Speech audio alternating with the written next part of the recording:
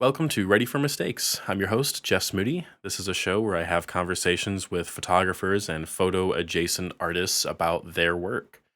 Hope you guys got a chance to listen to the previous episode, which was a conversation with Micah McCoy. This is the next episode in season 5. So I'm keeping the train rolling. Like I said at the beginning of that episode with Micah, this season is all recorded and is now just kind of in the editing phase as of recording this introduction here. So I'm really excited to get all these conversations out.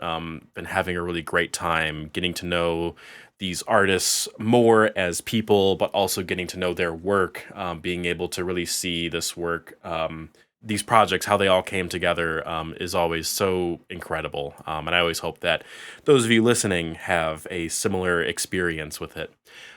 Today's guest is someone who was at one point, very briefly, somewhat local to me during her MFA, but has since moved back to her home state.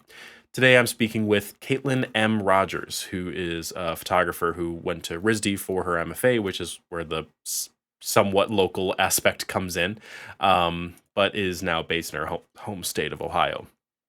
So to quickly give you a bit of background on Katelynn and her work, I'll just quickly read off a brief bio about her. Katelynn M. Rogers was born and raised in Northeast Ohio. Her photographs explore the crossroads of maternal loss, mental illness, and environmental decay. Inspired by the women and trees of her life, Rogers' haunting images formulate mythologies around oral storytelling, and her work interweaves somatic gesture alongside raw documentations of the Ohio landscape.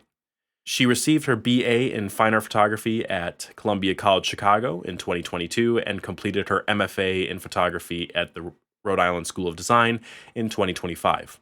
During her time at RISD, Rogers was awarded the prestigious Henry Wolf Scholarship and the Graduate Commons Grant. We'll be talking about her project Covered in Snow, which is this very deeply personal project that really explores a lot of really intense, complex emotions. And it was really incredible getting to know this work deeper. I got a chance to see a version of the installation of this work at the RISD MFA show last spring, which was my first introduction to her work. I remember going to the exhibition and her work really stood out to me. I'm like, this is really incredible. I was there with a couple of friends of mine and we were all in agreement, like, yeah, this is some really, really great stuff. So anyway, without much else to say, this is my conversation with Katelynn M. Rogers. Hi, Katelynn. Thank you so much for coming on the show. Hi, Jeff. Thank you so much for having me. Yeah, so today we're going to be discussing a body of work of yours that you made during your MFA at RISD. But before we dive into that, definitely want to get to know you as an artist and individual a bit more first. So tell me a bit about how you got into photography and art and the whole kind of story about that. Yeah, so my journey as a photographer definitely kind of began when I was very young and really begins in dance. I did ballet from when I was like 3 years old until I was 18, and it was my main outlet for expression. I knew pretty early on that dance was not my forever thing. I have a lot of anxiety and didn't enjoy doing competitions or recitals at all.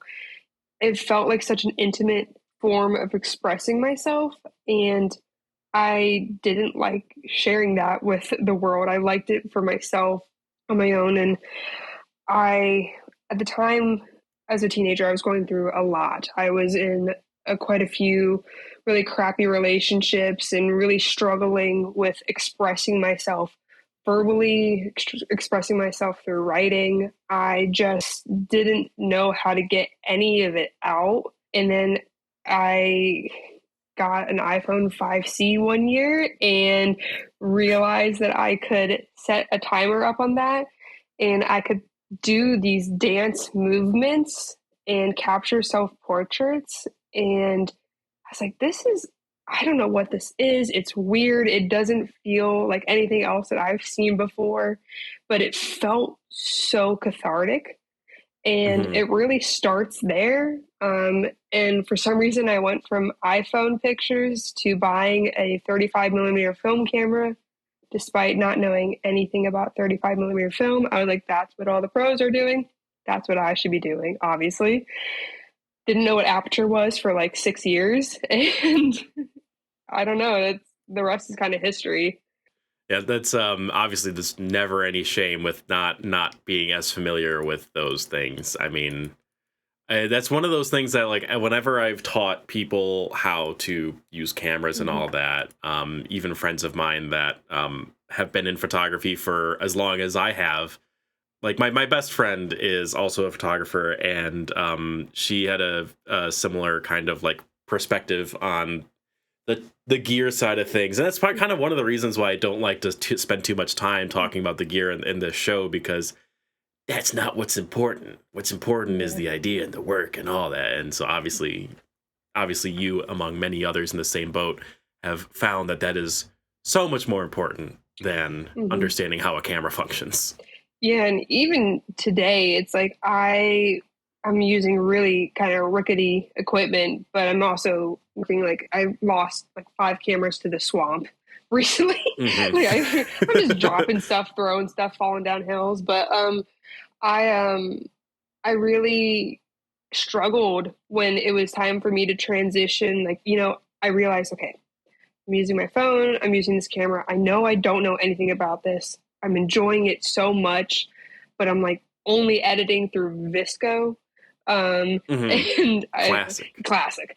And I'm making all of these film pictures and I don't really know what to do with the negative. I don't know what I'm doing. I loved it all throughout high school, but I was doing video production in high school. So photography was kind of like my side thing, my secret little hobby. And I, when I decided to go to college, I was still pursuing video as my full time shebang. Eventually, I realized photography was my favorite. I really struggled with the transition to taking photography classes. Like, I felt like a complete idiot when it came to learning a digital camera and learning how to use Photoshop. I really didn't start using Photoshop regularly until I was in my MFA program because I just couldn't compute it at all. Yeah. And Photoshop is not an easy software to learn anyway. So yeah, no shame.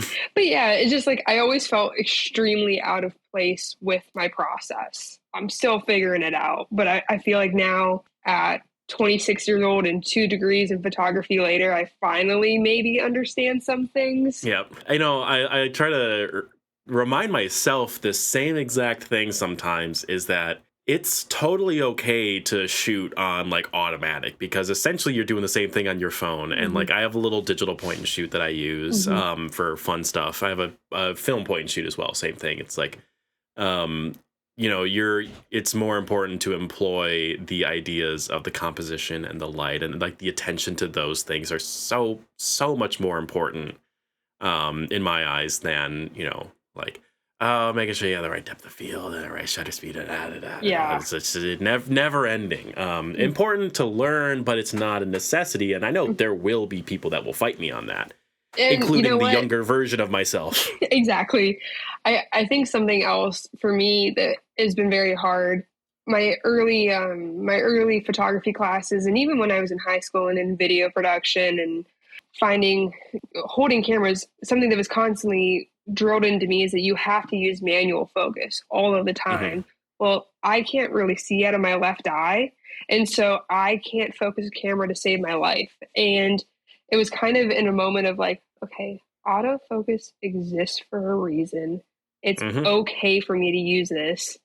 I've been very lucky with 35 millimeter film where I've still been making it work somehow, some way. I'm almost embracing the images where the focus is very soft, and because it's like that is the Hmm. way I see the world, and Yeah, yeah. that is the way it is. But once I kind of got that stick that had been drilled up my butt out of my butt and let myself use autofocus, it was like, oh, okay, this is better. This Yeah. is way better. And that's interesting with like the focus side of things too, because one of my favorite books that has come out in the past couple years, I think it came out 2022 or something like Mhm. that, is Barbara Bosworth's One Star in a Dark Voyage. Just an absolutely Banger. incredible book, Yeah. masterclass in emotional photography, and I'm so happy to have a copy of it. That one of my favorite things about that book is how shallow the depth of field is, Mm-hmm. and it plays a role in the concept of the book, and that the fact that she had lost a loved one, and that kind of spurred that project and all that. And I've come around to enjoying kind of intentional use of focus like that. Now, you had past professors telling you to manual focus with digital as well, or was that like just like universally manual focus? Mostly with digital cameras, it was like manual mode is the only way that you're like really taking the picture yourself. Like everything else is like, I'm not going to say that they said it was cheating, but it made it heavily implied that if you are a professional, you can manual focus anything. And if you know Yeah, enough about aperture and like depth and whatnot, you'll use the right aperture and then the focus will be yeah. flawless. And it's like, okay, well, what about people who have visual disabilities? Like, what do we do? Hmm. And for a really long time, I resisted conversations about my eyesight or lack thereof in my left eye because I was like, I don't want that to be all my photography is about Hmm. is Yeah. my eyesight. But just I think when I finally like relaxed and stopped resisting it and just been like, oh yeah, that's how I see the world, and that It is what impacts it is. why I lock in on the things that I lock in on. I talk about photo education a lot on Mm-hmm. this show because I am just so deeply attached to photo education. Learning about different like experiences and all that in school. So like your undergrad was at Columbia College Chicago, Yes.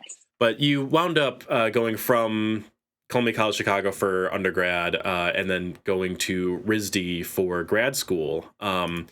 Tell me a bit about kind of like what led you to that and kind of what that experience was like in leading into the project that we will be speaking about shortly. Okay, yeah. So I'm from Ohio originally, and I kind of knew going into my education, even when I was like in high school, I knew, okay, I am going to have to leave the state most likely to get the education that I feel like is really genuinely going to challenge me.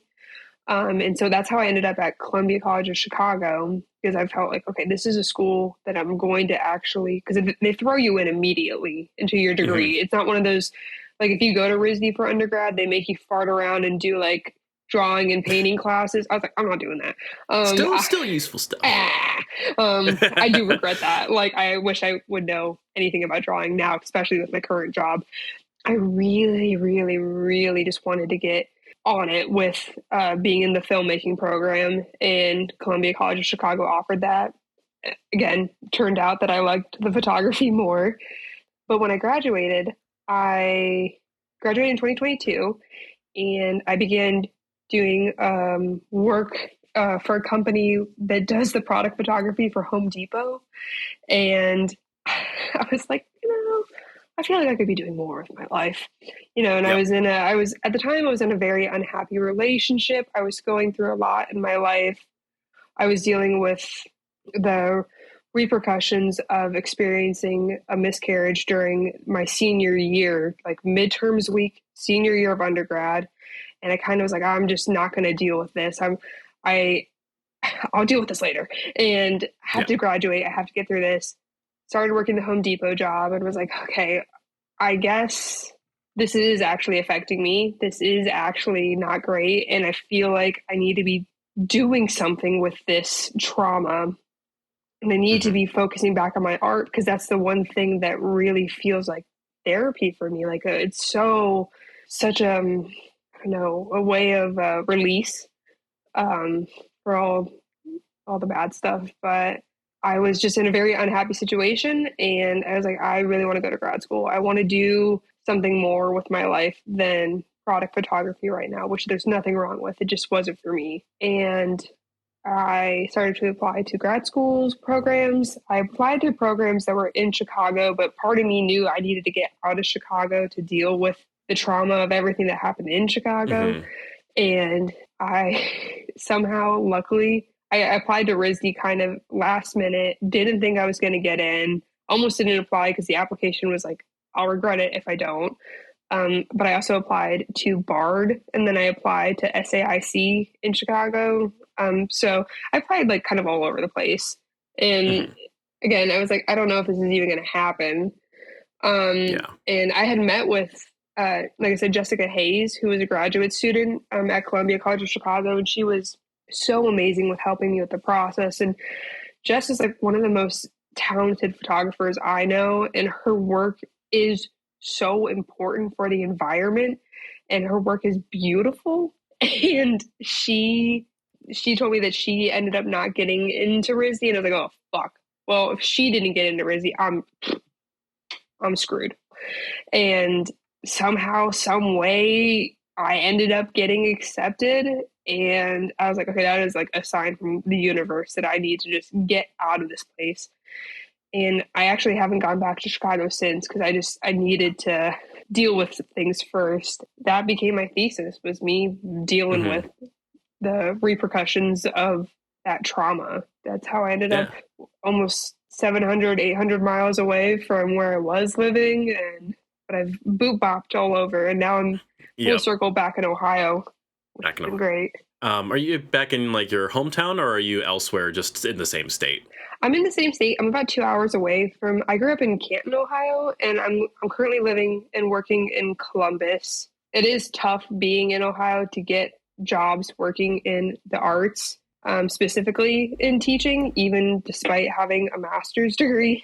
Young me was like, I have to leave the state to get an education that's worth a damn, and blah blah blah blah. And now I'm Yep. like, wait, there's so many great schools for art here. It's just, maybe again, I had great teachers in high school, but I think I don't know. I was very steadfast on leaving the state, and I think they could have Hmm. done all they could to convince me to stay or to do this or to do that. But I had made up my mind Yeah. internally to leave. So Yeah, which is interesting. And a question that I have that can be somewhat related to the thesis work, but we'll find out, is kind of about geography and how where we live or where we're from, where we're making our work, whatever, how that influences our process, which is especially interesting as like a fellow Midwesterner, that mhm. like a lot of Midwestern artists oftentimes will, if they don't go to one of the big cities in the Midwest, they're probably going to go to one of the coasts and may stay there, Mhm. even if they love the Midwest. I love the Midwest, but I don't live there. So, but I'm curious how, place as a broad concept, but also kind of how does geography play a role in your photographic practice, both for Mhm. Covered in Snow, but also just in general. Yeah. Well, so Covered in Snow really it takes place narratively, and like all of the images are made in Ohio, and they're specifically made in the northeast region of Ohio. And I know that it's definitely psychological, whatever it is that I am experiencing with my photography right now. But I truly, over the last couple of years, feel like the only images that I make that are worth a damn are made in Ohio. And I don't know if Hmm. I've like Pavloved myself into believing that, and then now that is my reality. I definitely made really beautiful images when I was living in Providence, but even when I was attending RISD, we had the winter session courses. I don't know if that was something that you had in No. your. Okay, so at RISD, it's like you have your fall semester, winter session, and then spring semester. And the winter session takes place over, I think, between the very beginning of January to the very end of February. And I would spend every winter of my graduate program being in Ohio. So it's like I'd be there for the Hmm. summers, winters, and summers again. So all of Covered in Snow was made during those times. Hmm. And then the semesters that I was there in Rhode Island were spent in bookmaking world. Yeah.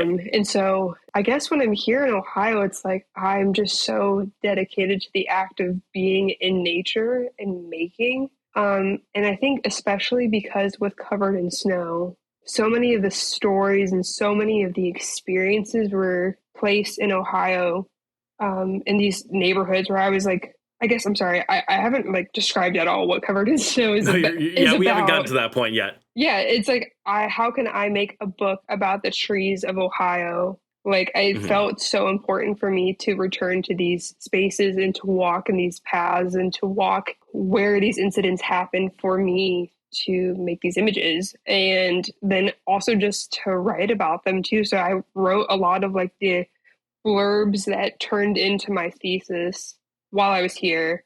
But then once I was at RISD, that's when I like really locked in on like sequencing, editing, writing, all the like really grinding work for making a book, but the making all happened. I can totally feel I can relate to the idea of the work that you make in your familiar area can, like, it has a certain kind of weight to it. It's interesting to think about it that way because like when I look through the work, which we'll get to describing the work in a moment. Yeah. Like geography isn't as forefront for me Mm-hmm. until I read the statement, but I don't think that's a bad thing. Mm-hmm. Because ultimately, like, in this work, you're conveying a certain kind of feeling that's related to these narratives. So before I get too into the referencing something that the listeners don't really know much about, Yeah. tell me about this project, what it's turned into, kind of the whole concept behind it. Yeah. Well, like I said earlier, I had experienced a miscarriage when I was a senior in undergraduate, my undergraduate program, and I didn't really have any time to deal with it. I was midterms week. It was right before Thanksgiving happened. I didn't know I was pregnant when I knew I was pregnant literally the week of it happening. So I had like maybe a couple of days to cope with the fact that I was pregnant, and then I miscarried almost as soon as I found out. And I was like, what the Hmm. hell is going on in my life? I returned home because of Thanksgiving break, and I remember going in on a hike and just being in nature and being in the trees and thinking, oh my God, like, okay, like, what am I doing with my life? What is next? And really finding this peace among the trees of my childhood, like forest. I felt so safe among these trees, but then I was also grappling with the fact that I was miscarrying in Ohio, and I was very, very scared because they weren't able to confirm, like, they knew basically that I was miscarrying, but they were like, I had to go back to the hospital quite a few times for it to follow up with it, and I had to kind of pause those hospital visits and blood work, like all that jazz. I had to pause it to go back for Thanksgiving, and it was like, oh my God, well, what if like something happens to me or I have a complication and I'm in Ohio? I'm in Yeah, Ohio yeah. where at the time there was a lot of brouhaha going on about Roe v. Wade being overturned, and Hmm. it was a really not a great time to be in the position that I was in. And I was like, okay, like this is where I feel the safest in these woods. This is where I feel like I can make art and be at peace. But then I'm also grappling with this idea of like, what is my future? Like, what happens to me if I want to pursue having a family in the future? And is this a safe place for me to pursue that? Because now that I've had one miscarriage, is that something I'm going to experience again? So on and so Hmm. forth. So that's happening. And then while that is like the forefront of my attention, I've also been kind of collecting information throughout it feels like my entire life about these trees and about the women of my hometown. And I realized kind of through this trauma, I was like thinking, I'm like, I'm spending all this time in these parks. What is with the trees here? Because I realized like all the Hmm. parks were experiencing a lot of environmental decay. The trees were falling quite often. It just felt like the parks here were always kind of just a disaster.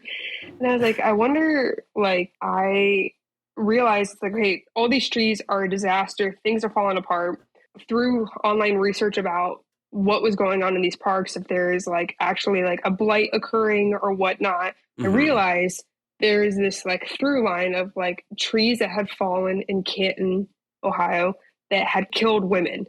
And I Mm-hmm. realized one of the women I actually went to high school with, her name was Sydney. And I was like, oh my God, like I know Sydney.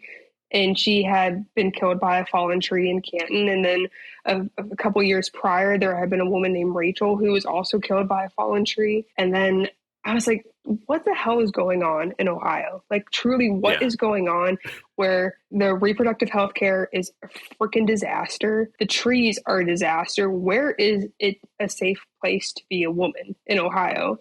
So, like I said, there's about a million different through lines that like led me to where I was with covered in snow. And but those are kind of like the main points, whereas like me trying to understand my relationship with nature with experiencing this traumatic event, and then also trying to cope with the fact of knowing that these trees had killed women, when some of the women that I knew, and also like reconciling with being in these spaces and being able to leave, but these women were not.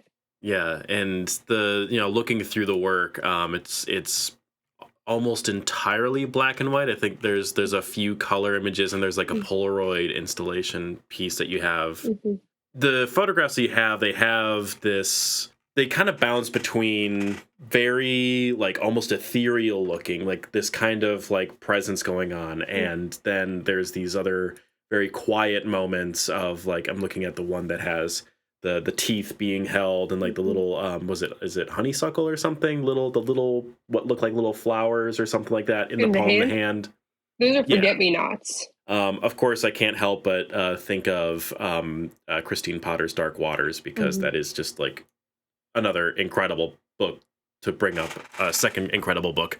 But this relationship, especially between women and nature, and I have talked with one of our mutual friends, Paige Sullivan, about that, and she has some really interesting thoughts on the idea of trees, especially having a certain kind of feminine quality to them. And I've always found that super fascinating. I've always seen them as like trees as personified of sort. So to read about and hear about this strange occurrence of falling trees taking the lives of these women is just so bizarre, as we've emphasized a lot in this conversation. Yeah. So I'm curious, in relation to that, like, how did you go about choosing what to make these photographs of? Because obviously it started from a very intense personal tragedy, and then started to become about these other instances.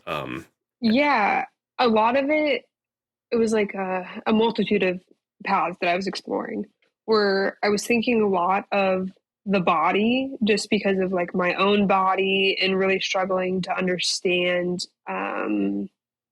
like feeling like my body was a failure. But then also like I use my body so much in expression. Like I said, I did dance for so long. And then when you look at trees, they mimic the human body and the human form in so many ways. So it's like a lot of the images that I was making, it felt like I was looking to the trees for mirrors of the human body, of the female body, especially. You know, Paige, she's just freaking incredible. I feel like she would do a better job at explaining the intricacies of this, but it's like when you do research and you find out about the ways that trees kind of communicate with one another as well, and how they sustain one another. For me, I just felt so many similarities to the ways in which I connect to the women around me, and how closely tied I am to them in 4 methods of survival. And so I was doing all this like research about the trees in a scientific way, and then thinking about trees in folklore. You know, like you could go down so many paths. Like you think about like the story of like Daphne and Apollo, where Daphne turns herself into a laurel tree in order to escape the unwanted advances from Apollo. You think about all these different things. And so there were a lot of images that were made. Like I would do these hikes where I would just go through the parks where these incidents have happened, and kind of go through with just like a really basic point and shoot like camera that doesn't have any settings at all. It's just film, you hit the button, you don't do anything. I'd go through and like make these like sketches, or like, okay, I know this tree, this tree, this tree, like her, like what she's doing. And then I would go back and make stage portraits, using like my body and the body of one of my friends, or like us together, to create like mirrors, or to create this like narrative inspired by the mythology that we were learning about the trees.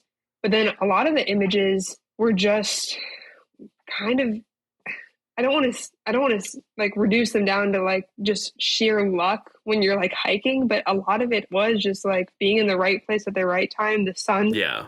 finding you at the right moment. Or like there was this one carving I found that was of my name spelled exactly the Mm. way I spell my name, Hmm. which is absurd, but it was at the very bottom of a tree that I've walked by probably hundreds of times in my life, and I've never noticed that my name was carved into it.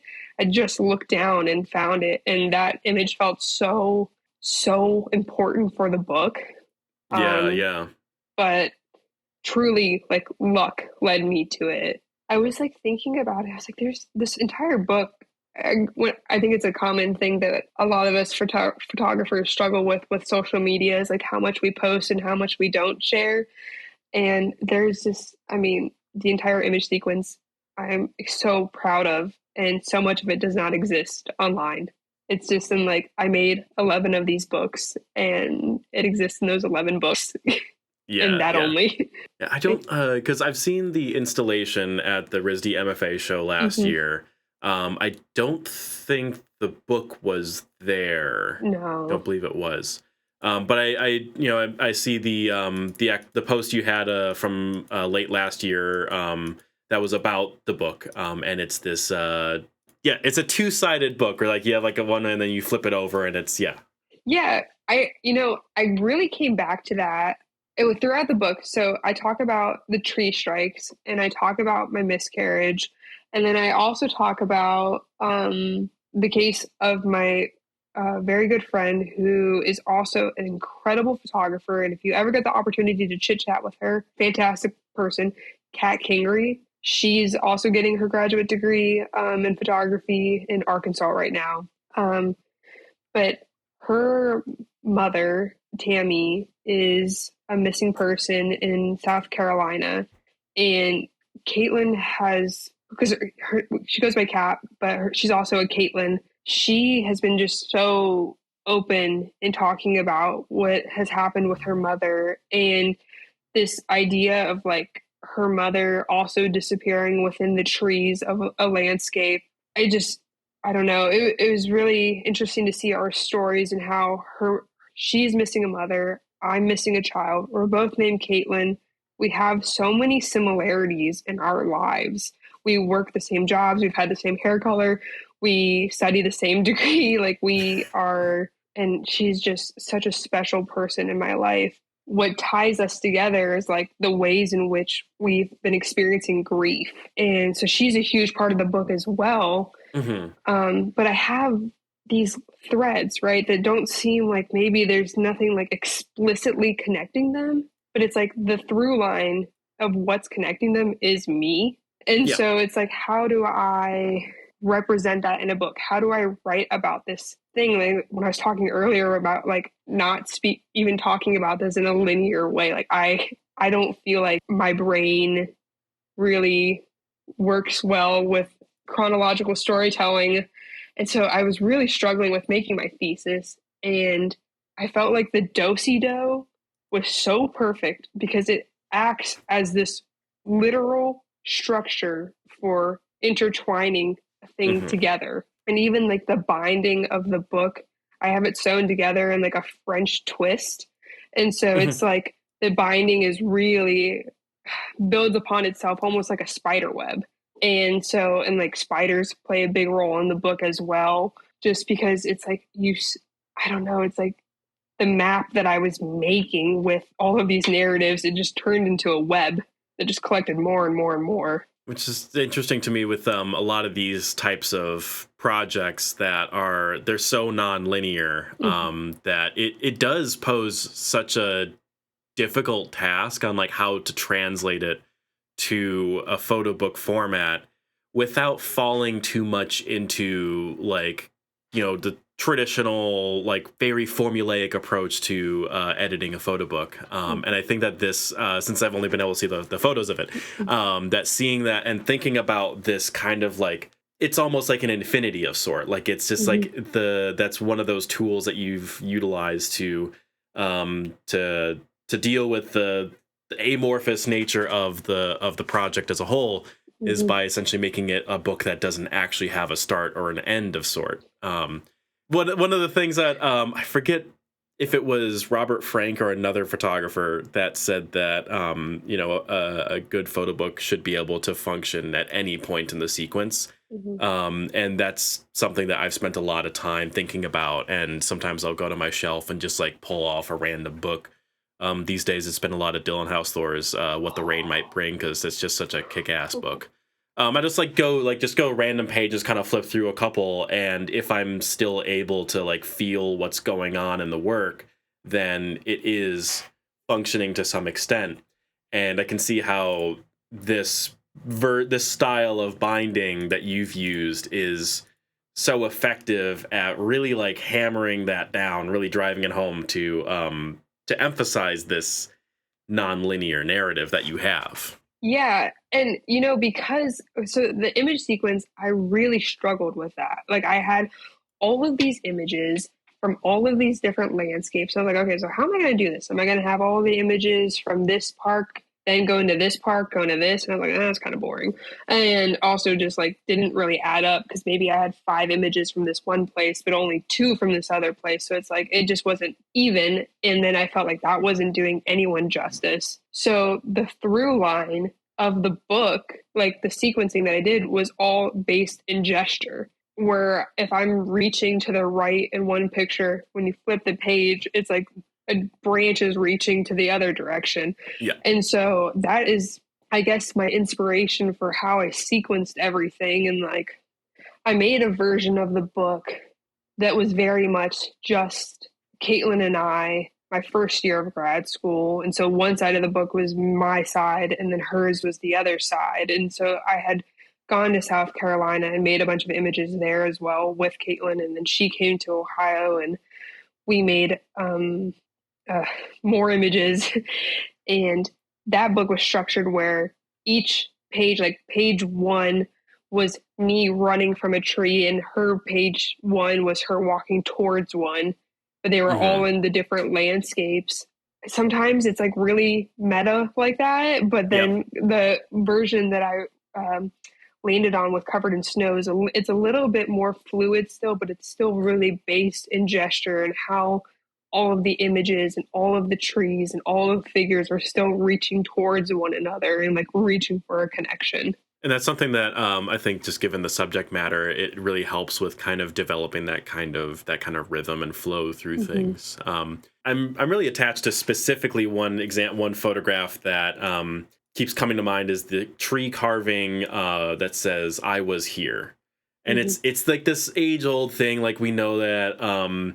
But for some reason, in the context of this work, I feel like that is such a good example of one of those photos that is like a punctuation mark. It's like a pin on a map of this body of work that kind of I keep coming back to, kind of again emphasizing the non-linear aspect of the work. That image, that's another one. The tree carvings really came later in the body of work. I just got so lucky. I got so lucky with those trees. And that one specifically, because it wasn't even on like the front of the tree. Like when you first start walking by the trail, like I got off and was like looking around, and again, that's how I got like poison ivy all over like my entire body multiple times, is going off trail. When we are making images and we're making these books, we're making these structures, we're so, I don't know about, I guess I won't say everyone at large, but for me, it's like trying to make evidence of something that doesn't have a physical form. I'm trying to talk about trauma or pain or stories that really like there's not some physical thing you can hold on to and make it like a real, you can't hold it with your hands. But then when you make images and then you make a book from it, it's like, okay, like this was real, this really happened. I don't know. There's literally a physical weight. When I started to look at the tree carvings and seeing how humans were just like so desperate to make a memory permanent, to make a memory tangible. And at first I was like, oh God, I hate tree carve. Like, I know how bad it is for them and blah, blah, blah, blah. I know that it's not good for the environment, but it's like you can't help but find something endearing about it because we're all just trying to make something last. Yeah, it is also this like so innately human thing to make these markings. One of my past professors at an undergrad, he cautioned a lot of us on the use of language within a photograph, and a lot of us undergrad students took that as a very literal don't use words in photographs instead of actually like understanding what he was trying to get at. So I'm curious what your perspective is on the use of words within these photographs. I think the only words that are really visible are the ones carved in the trees. So what are your thoughts on that as like a tool for the image making? Yeah, I think I was very apprehensive to use the I was here tree just because I was like, okay, is this too on the nose for what it is that I'm trying to describe? It felt in a way like I was like cheating. Like I was like, okay, like here, this is the story. Like this is what I'm trying to say. Yeah. I just couldn't get it out of my head. I couldn't get it out of my head. Same with the Katelynn tree. There was just something about them that kept drawing me back to them narratively. And I felt like they made so much sense. I don't know. I've definitely heard a lot of people say similar things to what your professors were talking about of being careful about language, but I feel like the storytelling that happens in carvings and trees is so different. I kept just thinking of it like flesh. Like it really is just the way that our scars will form. I don't know, we have our stories on us. It's just with the trees it just felt different. It felt very Yeah, different yeah. for me.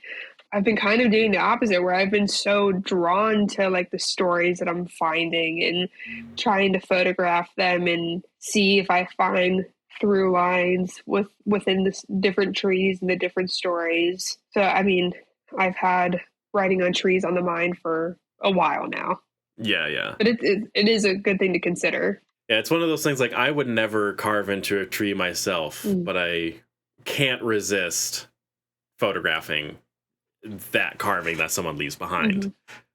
So obviously this work, you know, it was made for your thesis. It kind of came to fruition there. Tell me about the kind of your emotional state as you finish the work. Like, you know, it was very much like a kind of a coping and processing a lot of really complex emotions and working with that. How did you come out of that once you had kind of reached that end point? I think in a lot of ways now it's been almost a year since I graduated, almost a year since Covered in Snow. The making of it, ended, especially in the immediate aftermath of making the books. Because, like I said, I hand bound 11 copies and they're 136 pages each. And that took me like 3 months of walking in and really just like making books all day, every day. I think afterwards, like I was talking earlier about like being confronted with the weight of everything. And I think making like 11 books really was like, oh my God, like this is it at a larger scale. It felt so, I don't want to say it felt good, but it felt very validating to see it Hmm. turn into something like an actual project that had substance. And it felt like it also spoke to something beyond myself. I was like, okay, like that was crazy that that actually happened to me and that I went through that I survived that. And it just, yeah, it felt very validating. And I was like, okay, I did actually go through something very traumatizing and my trauma is real. This book is real. I definitely haven't moved on, but just moving forward. Like I Hmm. feel like I'm able to make work now that isn't just about this thing. That's been really nice because it's like I don't want that to be the focus of all of my work moving forward. I want it to just be like this. I don't know. I don't know what I want it to be, but it's nice to feel like a little bit freed in a way. Hmm. Yeah, it's like it's perhaps cathartic is the usual buzzword that people would typically apply to, but it's also like very applicable, right? It's Yeah. like there's an amount of that where working on any kind of project that deals with super complex emotions and personal stories, and then trying to figure out a way to communicate that to other people, especially in a pressure cooker environment of a grad program, Mhm. is like it's a lot to process. Yeah, and it's hard too, like, because when I was in grad school, it's like I'm talking about this thing that's very vulnerable, and it's not something I had fully processed or dealt with emotionally, and then it's like there's a lot of like, you understand there's a lot of responsibility in talking about reproductive health care. There's a lot of, like, how you tell the story, especially as an Ohioan making books about Ohio. Like it just, I could feel the weight of that and how important it was for Hmm. me to talk about things in very specific ways. So that way, like, I didn't feel like I was doing damage in any capacity. Um, Yeah. it was really tricky. It was really tricky. And I don't know, I felt a lot of pressure in grad school to be talking to kind of be the advocate for reproductive health care Hmm. while I'm still dealing with the trauma of reproductive health care. Yeah, So, exactly. Yeah. I think that's something that a lot of when we're looking at art that has that like kind of feeling through, like the fuel to the work is this like really raw thing, mhm, that sometimes us as viewers forget that there is the person behind that work mhm, that made that experienced that, and that goes for so many different subject matters. Like it's kind of goes into like the not being judgmental for one is the obvious thing, but also understanding that like the goal of the artist is to tell a story and to communicate. It's not to just like do it for the sake of trying to get a response out of someone. Now there definitely are people that are doing that, but I think obviously in this work, it's one of those bodies of work that is so clearly very personal, that also does such a beautiful job communicating to the viewer that this is an experience that is felt by many people, whether it's explicitly about experiencing a miscarriage, but also about just the loss of life in general, and specifically as a woman. As a woman is like something that I, as a cis white man, can never really experience what that feels like. But art like this is one of those things that helps someone like me begin to feel a sense of empathy about it, and understanding that like this is a human experience at mhm. the end of the day. And it's so interesting because I feel like through line for that too would be like you still do understand what it would be like to be in nature and to find Hmm. comfort in nature and to be like that's something I feel like so many people, despite their identities, would feel and understand. It's like when we go into nature, there is pieces of what it means to be human that are found in just the ways that trees coexist. It's like Hmm. it felt so, yeah, like you said, cathartic to just feel seen by nature. It really did. We were talking a bit about how nature plays such a big role in this, and then Mhm. that your recent work, to kind of talk a little bit about what you've been doing lately. But I'm curious, like in general, what you've been working on now that you're over a year, or about a year outside of graduation.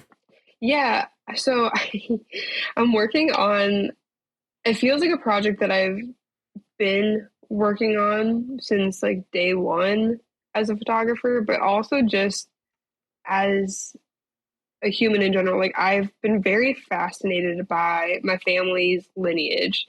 My father is adopted, and I think growing up, we've constantly been trying to reconcile with this idea of, it's been his decision not to seek out his adoptive family. And so, this idea of like and he was adopted locally. So, growing up in a Mhm. town, knowing that I have biological family members that exist out there, but we're not supposed to be looking for them. And then dealing with that tension in relationship to the tension of um like I grew up always thinking that my mom's house was haunted, And Hmm. the sensation that I constantly came back to was like, if I don't look when I'm feeling this deep fear that something's watching me, it's not there. And so I've been thinking a lot about this tension and how the similarities of, for me, my paranormal experiences have been to this tension of what's going on in my dad's life.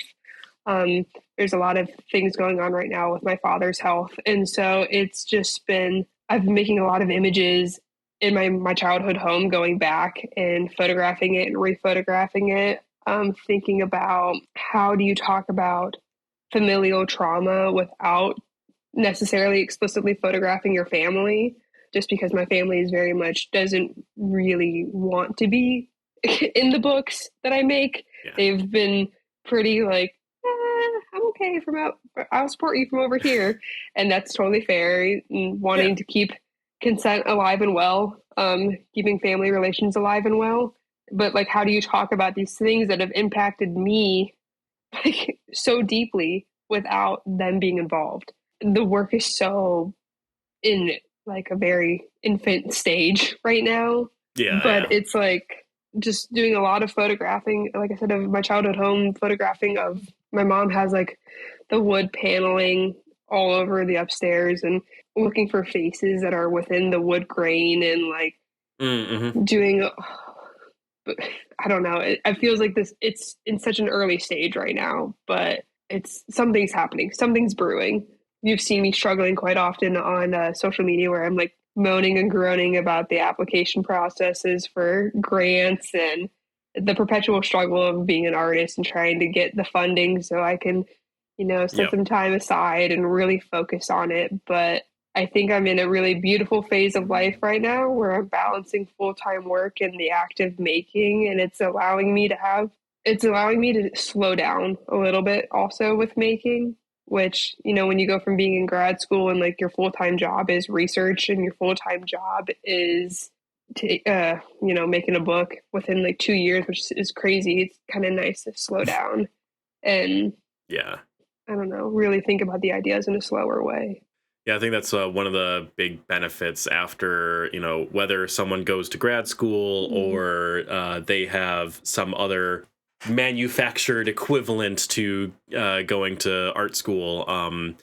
That you have this, like I mentioned before, the pressure cooker environment that suddenly like you get done with it, and it's like, oh, like I have all this time Mhm. on top of being a working person contributing to some semblance of society, that it's important that we start to kind of get a feel for it. Because one thing that that's always on my mind as an artist is like, I always wish I had more time to make art, but then I look at my schedule and I'm like, I do have time to make art, and there's an amount of like self-discipline for one and Mhm. all that, but also like knowing like what's been changing in life. After I finished my grad program, I hit the road right back to Illinois, went out there for 2 weeks, shot 17 rolls of 6x7 film, came back, developed it over the summer, gradually. But yeah, like that forced slowing down is such a welcomed thing that I didn't really expect when I finished grad school. Mhm. But it kind of starts to put us into that mentality of like, we don't have to rush these things. Like, we can Mhm. take our time, we can try other things, take a couple months off without picking up a camera, which sounds preposterous. But it's so good for you. I'm reading when you were talking about Sally Mann earlier, like Yep. I have been reading her very slowly, reading her newest book. And it honestly is so refreshing to like read about someone who in my brain is like was making work in some of the most difficult times to be making work when you're raising children. And she talks so openly about how like even if you're not actively making stuff, you're still a creative person, you're still an artist Hmm. because you're always thinking about it. It doesn't necessarily turn off just because you're not making stuff. And I found that so refreshing because right now I work a job where I work as a creative art mentor to adults with disabilities. And there is a lot of personal care that goes into helping them get to a point where they can make art. And it's physically and emotionally exhausting. And so when I go home, I'm like, one, it's dark. by the time I get home. Yep. And then two, my battery is like drained.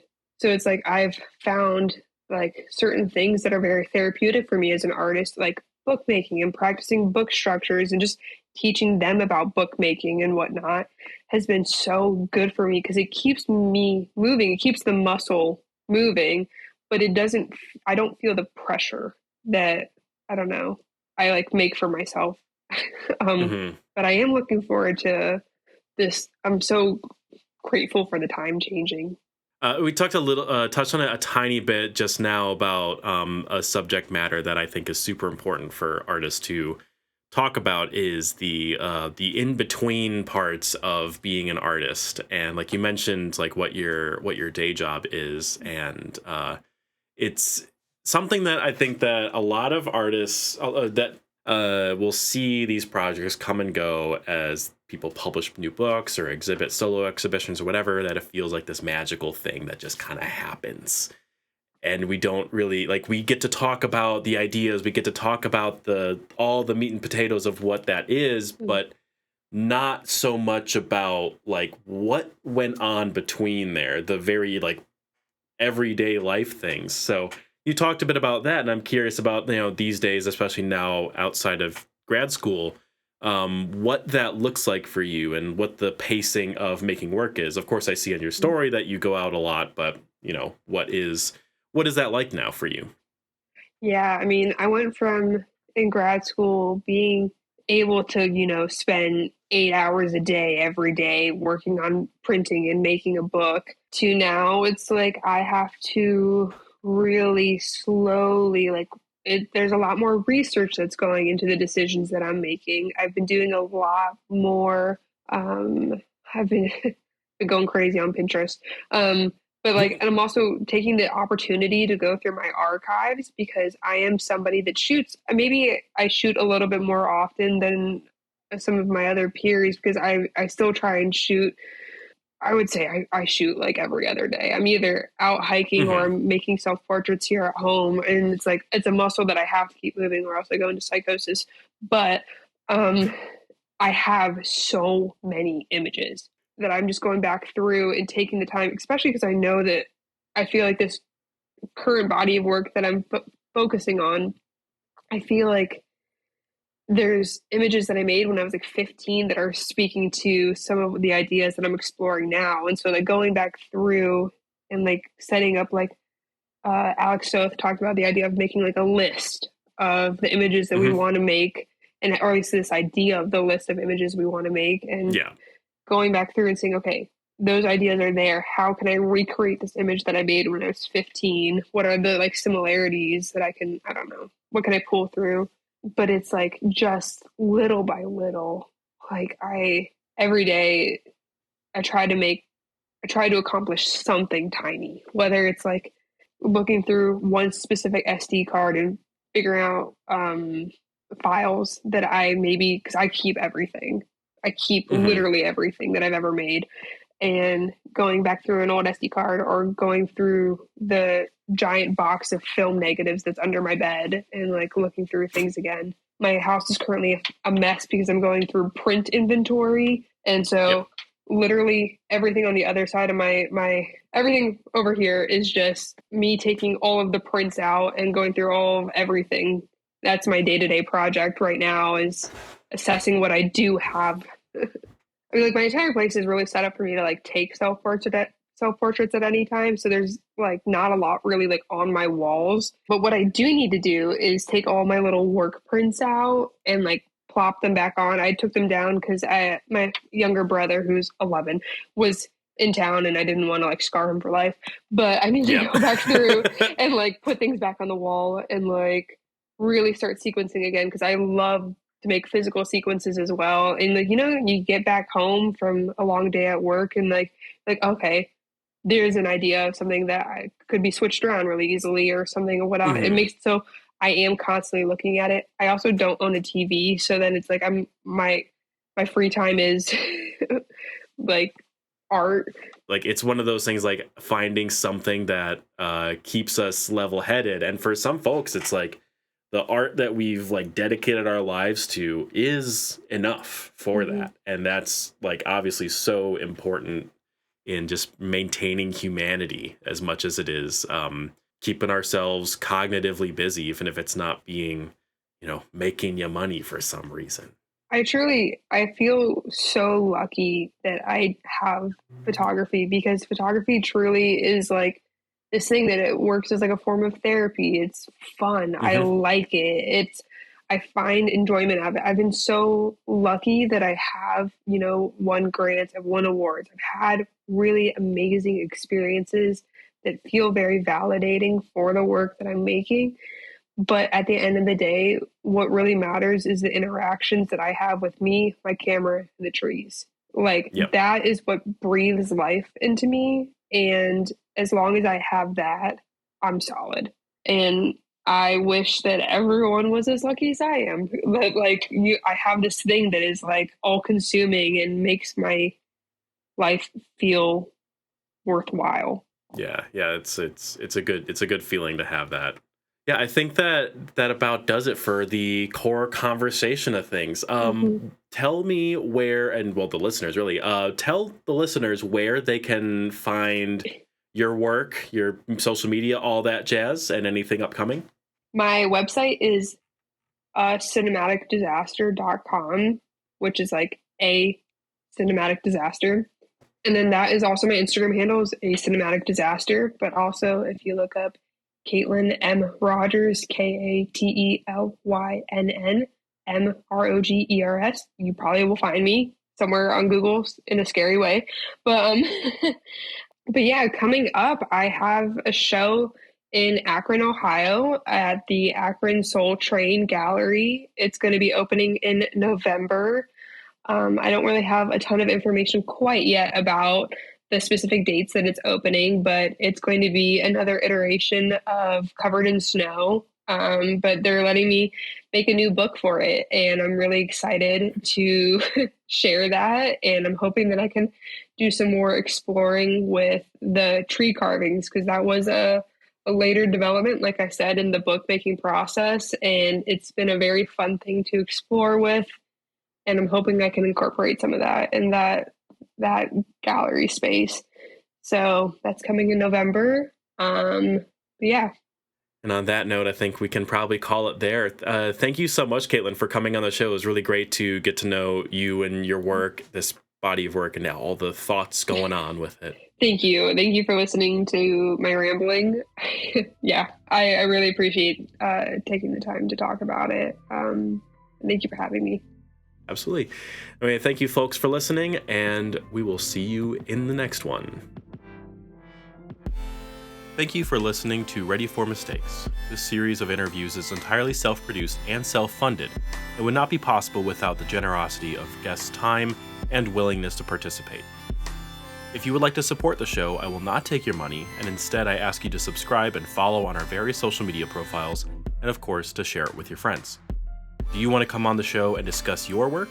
Submit to the form in the show notes and put your name in the hat.